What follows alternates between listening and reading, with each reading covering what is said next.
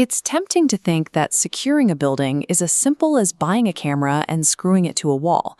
But we've all seen the news footage where a crime actually happens, and the resulting evidence is nothing more than a pixelated, dark silhouette shuffling across a screen.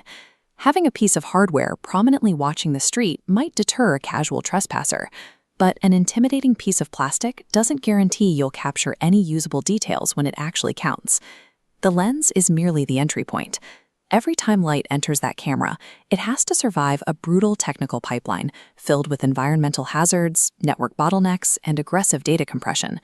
To construct a system that produces legally actionable evidence in court, we have to track the exact journey of an image, step by step, from the physical world all the way to the hard drive. Before a photon ever touches a sensor, we have to engineer the physical space it travels through.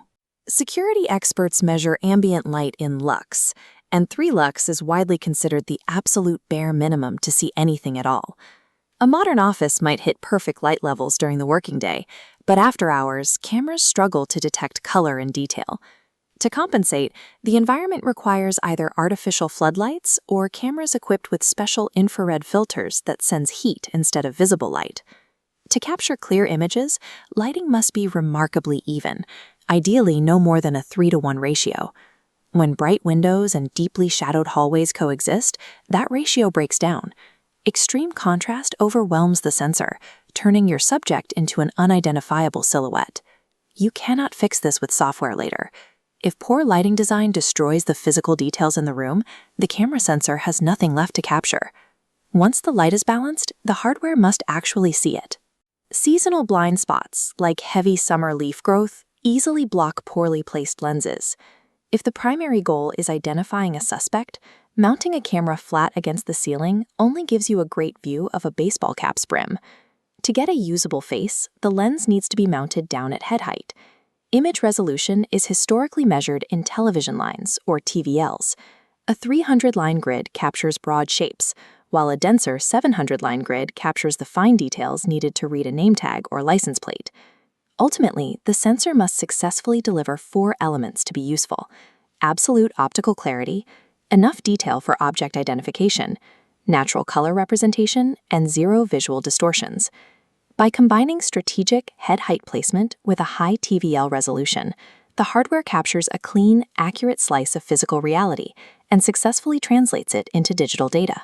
Now, that clean image has to travel from the camera to the recording room without degrading. Many wireless setups use the open 2.4 GHz frequency band.